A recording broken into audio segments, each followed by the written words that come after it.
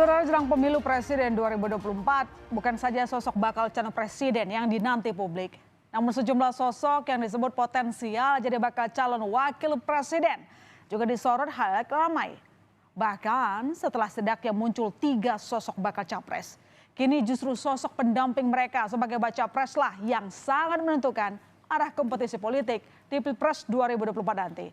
Dan karena itu, partai politik kini sibuk dan bakal capres kini sibuk mengotak-atik sosok-sosok potensial untuk jadi cawapres. Saudara, salah satu indikasi kuat betapa pentingnya sosok bakal cawapres di kontestasi Pilpres 2024 nanti, yakni keingintahuan dari Presiden Joko Widodo soal sosok bakal cawapres untuk bakal capres dari Koalisi Perubahan yang juga digalang Partai Nasdem, Anies Baswedan. Hal ini diungkap Ketua Umum Partai Nasdem Surya Paloh. Menurut Paloh, saat bertemu dirinya di Istana Kepresidenan Senin sore, Jokowi sempat menanyakan siapa bakal cawapres yang akan mendampingi Anies Baswedan di Pilpres nanti. Namun Paloh menjelaskan pada Jokowi, soal bakal cawapres itu menjadi urusan Anies Baswedan. Pak Jokowi juga tanya, siapa ini wakil presidennya nih? Saya bilang saya belum mikirin itu, yang saya tahu itu Pak Anies itu barangkali yang urusnya.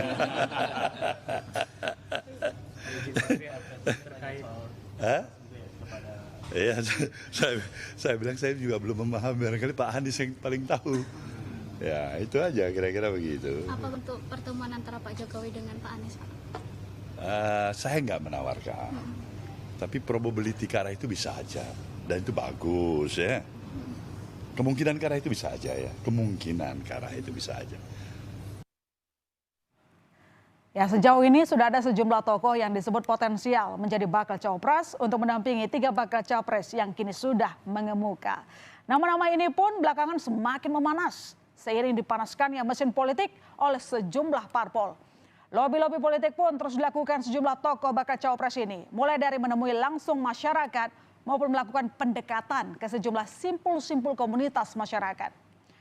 Karena mesin politik sudah dipanaskan dan nama-nama baca pres pun sudah disodorkan sejumlah partai politik kepada masing-masing bakal capres dan masyarakat. Belum lama ini, saudara, Lembaga Survei Indonesia merilis hasil survei soal pilihan wakil presiden. Dari simulasi 24 nama semi terbuka, 5 besar sosok bakal cawapres dimunculkan oleh survei yang dilakukan dari 1 hingga 8 Juli 2023. Hasilnya ada nama Menteri BUMN Erick Thohir ya, yang meraih elektabilitas 14,3% dan ada nama Gubernur Jawa Barat Ridwan Kamil dengan elektabilitas 13,5%.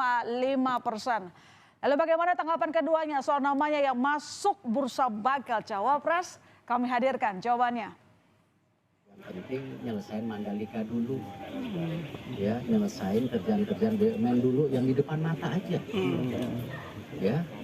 Yang namanya pemilu itu masih perlu proses, ya, perlu proses.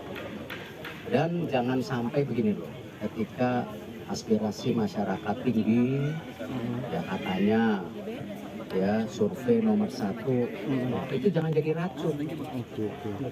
Justru itu jadi apa? Membuktikan bahwa mesti kerja lebih giat lagi. Motivasi. Mesti jadi motivasi. Jadi kalau ditanya Pak Prabowo, Pak Ganjar, Pak Anies ya enggak? Ragu, PKS. Beliau.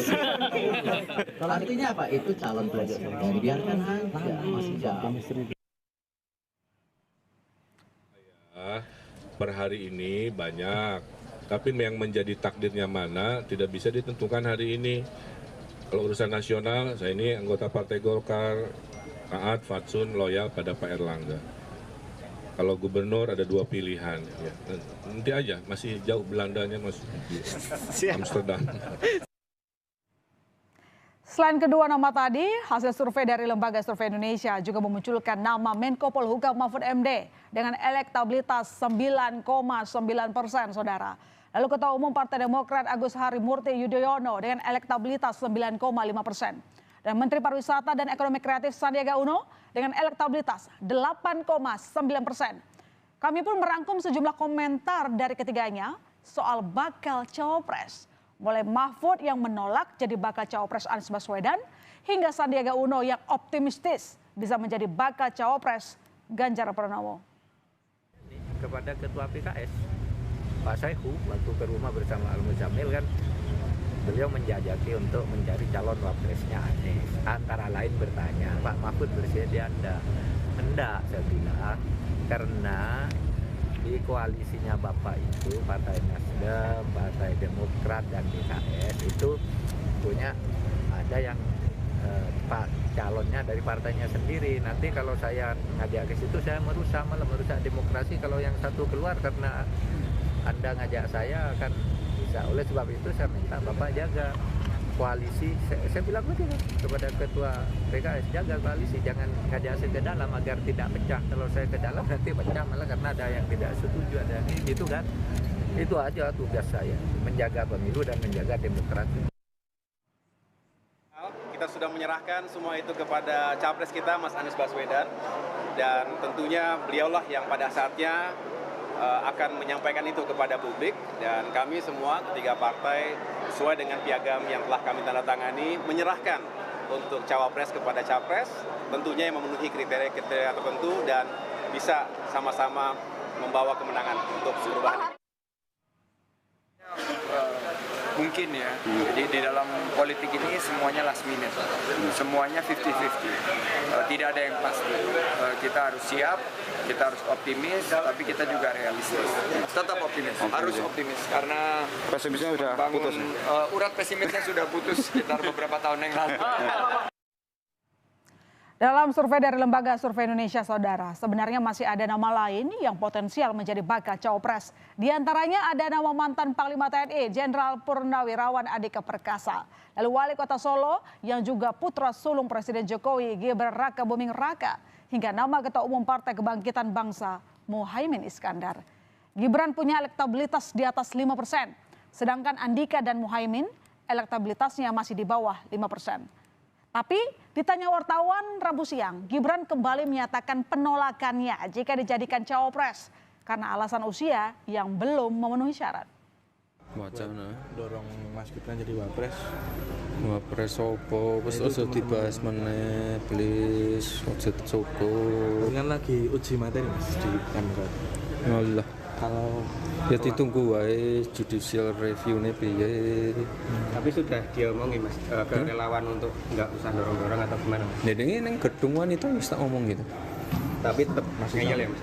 Ya namanya relawan ya kayak gitu. Ya, wis ya. Serasa dibahas mana. Sementara itu dari sudut pandang bakal capres, PD Perjuangan mengungkapkan sudah mengerucutkan nama-nama bakal cawapres pendamping Ganjar Pranowo menjadi 6 nama. Nah dari 6 nama itu saudara, ada nama Menteri BUMN Erick Thohir hingga nama mantan Panglima TNI Jenderal Purnawirawan Andika Perkasa. PD Perjuangan menekankan yang paling penting siapapun cawapresnya harus punya visi dan misi yang sama dengan Ganjar Pranowo di Pilpres 2024 nanti. Ganjar sendiri mengungkapkan ke-6 nama itu saat ini sedang berproses di internal partainya. Tunggu dulu, semua sedang berproses. Mudah-mudahan kawan-kawan semua bisa menunggu, biar dialognya lebih bagus, lebih matang. Ya begitupun bakal calon presiden Anies Baswedan yang hingga saat ini masih belum mau berkomentar tentang sosok bakal cawapres yang akan mendampinginya. Anies hanya meminta publik bisa menunggu hingga waktu yang tepat untuk mengumumkan bakal cawapres pendampingnya. Ya, nanti pada waktunya diumumkan. Waktunya kapan Bang? Pada waktunya. Bang, pertemuan ini seperti apa Bang?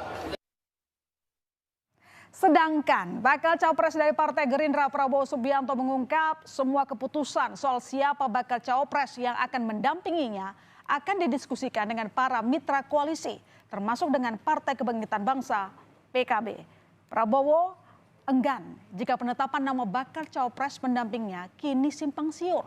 Ia menyebut nama bakal cawapres hingga kini belum muncul karena dirinya tidak mau gegabah dan sembrono. Keputusan yang menentukan saya akan diskusikan. Dan soal wapres ya kita akan diskusikan bersama, tapi Anda harus tahu kalau mereka dukung saya sebagai capres, ya mereka yang sangat akan menentukan siapa wapres, kan begitu. Ya, bukan simpang siur, nggak ada simpang siur. Justru kita tidak boleh gegabah dan tidak boleh sembrono. Jadi sekali lagi, sosok bakal cawapres ini juga begitu dinanti. Karena elektabilitas 3 bakal cawapres akan juga ditentukan penilaian publik terhadap siapa sosok bakal cawapres yang dipilih.